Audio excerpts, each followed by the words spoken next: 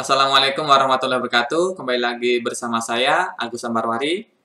Nah, pada kesempatan kali ini masih terkait dengan pengelolaan materi di e-learning.polinela.ac.id. Pada kesempatan kali ini saya akan membuatkan tutorial terkait dengan membuat kuis yang mana soal itu keluar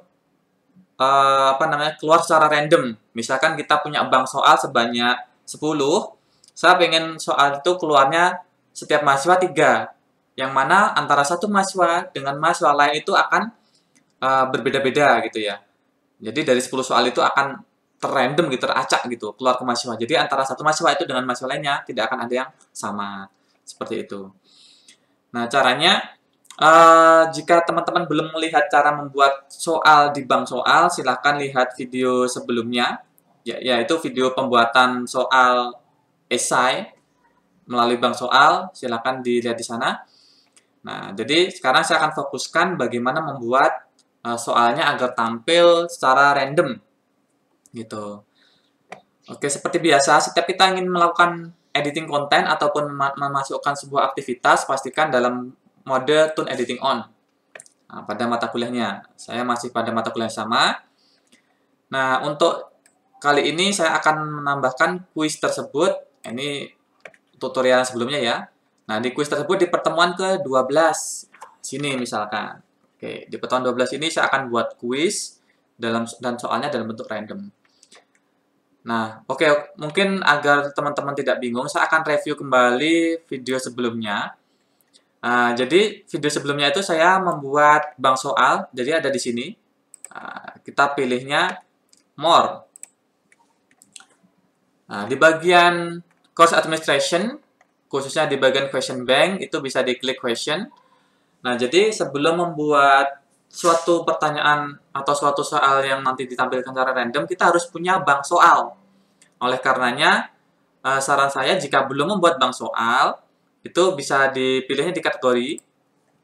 Nanti silakan buat kategori baru di sini. Nah, karena sini saya sudah buat di materi sebelumnya, nanti silakan teman-teman bisa buat ya. Ini soal saya. Kategorinya, nah ini, pilih dulu. Parent kategorinya kemana? Dipilihnya yang sini ya. Oke. Top for Junior Office. Ini top dari kursusnya. Baru buat kategori. Nama kategorinya, kalau saya kemarin adalah pilihan ganda. Pilihan ganda. Jadi semua soal pilihan ganda itu nanti saya masukkan di dalam kategori ini. Jadi nanti bisa digunakan di bank soal yang isinya khusus pilihan ganda. Nah, tapi ini karena sudah saya buat, jadi saya coba tunjukkan saja ini dari sini ya. Saya tunjukkan. Jadi kemarin saya sudah buat seperti ini. Ini kategorinya saya paling top dari kursusnya. Nama kategorinya pilihan ganda dan infonya saya tulis kumpulan soal pilihan ganda materinya terkait dengan Microsoft Office dan internet. Nah, kemudian disimpan. Sudah, setelah bikin kategori, simpan. Kita balik ke tab question jika sudah disimpan ya.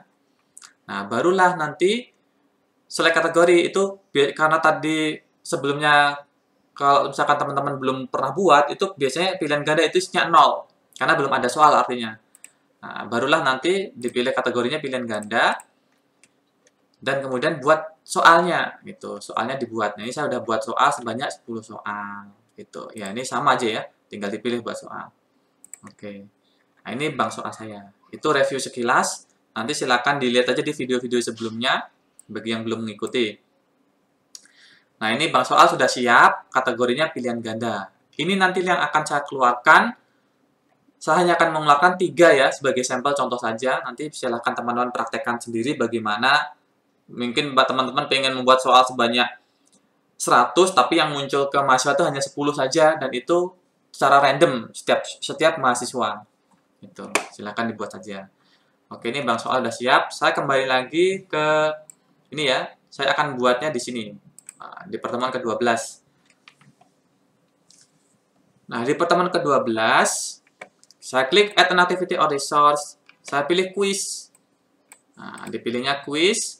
Kemudian saya add. Nah, ini Nah, namanya silahkan disesuaikan, barangkali UTS. Kalau saya, karena ini sebagai pelatihan, saya isi kuis 2. Karena kan kuis 1 udah. Deskripsi ini bisa diisi petunjuk, ya. Saya coba mungkin ada di sini. Saya petunjuknya seperti ini aja. Jadi, tidak jauh beda dengan petunjuk-petunjuk yang pernah saya buat sebelumnya. Ya, paling-paling hanya ini ya. Berdoa, pastikan akses internet, kerjakan secara mandiri, dilarang melakukan kecurangan, mencontek, atau lain sebagainya. Kejujuran dalam mengerjakan ujian ini menjadikan ilmu yang berkah. Nah, bentuk soalnya, nah ini tulis nih. Saya bentuk soalnya pilihan ganda. Ya. Pilihan ganda. Waktu pengerjaannya ya ada 30 menit lah ya. Oh sorry, 3 soal 10 menit aja lah. 10 menit. Nah, ini deskripsi bisa ditampilkan. Timing. Nah, ini timingnya saya buat contoh. Ini saya aktifkan di tanggal 21. Jamnya biar sepi, saya isi jam 9 malam. Ya mungkin aja ya. Jam 9 malam udah pada tidur. Nggak ada yang kuliah. Di close-nya tanggal 21 juga. Tapi waktunya pukul 21 lebih 30. Jadi kalau mahasiswa itu nanti dia masuk ke kuisnya lewat dari pukul 21.30, mereka tidak akan bisa mengikuti kuis. Time limitnya 10, sesuai dengan deskripsi. Ini. Nah, oke. Grade layoutnya ini saya buat, sementara saya buat free aja dulu ya. Saya buat free. Jadi soalnya nanti mahasiswa bisa pindah-pindah antara satu soal dengan soal yang lain. Oke, saya buat free aja. Oke, ini free question biarin. Udah, selesai. Itu aja. Oke, save and return to course. Nah, sampai tahap ini kita telah menyiapkan satu lembar yang isinya petunjuk mengerjakan soal. Tetapi soalnya belum ada. Kita akan isi soalnya. Klik di bagian quiz. Nah, quiz 2. Nah, kita tambahkan edit quiz. Kita tambahkan soalnya.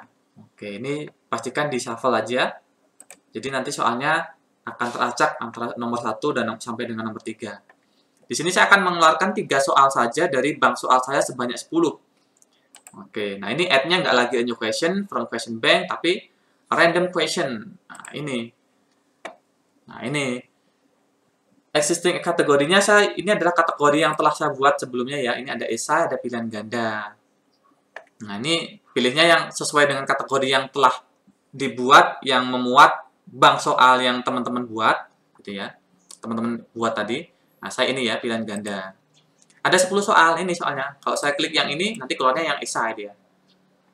Bentar, proses. Nah, itu. Tapi saya kan pengennya pilihan ganda yang di random.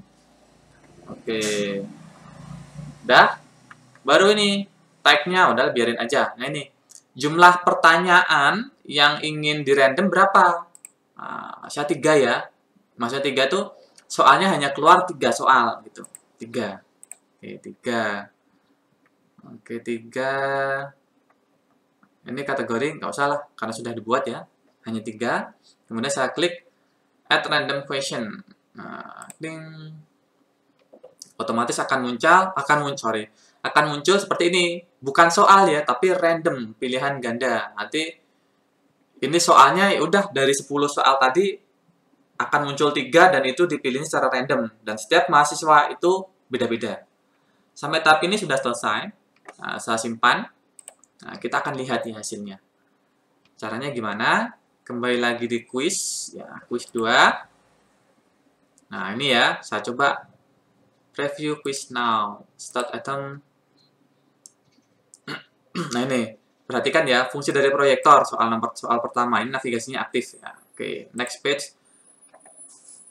Oke, soal nomor 2, cocokkan bagian-bagian pada ini. Nah, mencocokkan. Oke. Next page. Soal nomor 3, fungsi dari icon pada kotak merah. Oke, nah, itu ya soal pertama yang muncul. Coba saya start a new preview. Nah, ini. Oke, start item. Nah, kan? Beda kan ya? Cocokkan shortcut berikut. Nah, sesuai fungsinya. Next page. Nah, ini berikut yang termasuk perangkat input. Nah, kan beda lah. Next page. Nah, itu cara membuat soal yang keluarnya secara ya ini kebetulan sama. Tapi ya karena soalnya kan hanya 10 sedangkan dikeluarinnya 3. Ya, kalau kita punya bank soalnya ada 100 mungkin kemungkinannya adalah 0,00001. Ya mungkin ya. Ya nggak segitulah. Paling ya seper dari 100 gitu. 3/100 kemungkinan keluarnya. Oke. Ya, seperti itu cara membuat soal random dari bank soal. Nah, jika ada yang ingin ditanyakan, silakan komentar. Jangan lupa kembali lagi ke halaman utama setiap kali selesai melakukan editing dan pastikan dalam mode tune editing off. Oke, demikian tutorial yang bisa saya buat. Semoga bermanfaat. Jika ada yang ingin ditanyakan, silakan tinggalkan komentar di bawah. Kurang lebihnya dari saya mohon maaf. Saya kira wassalamualaikum warahmatullahi wabarakatuh.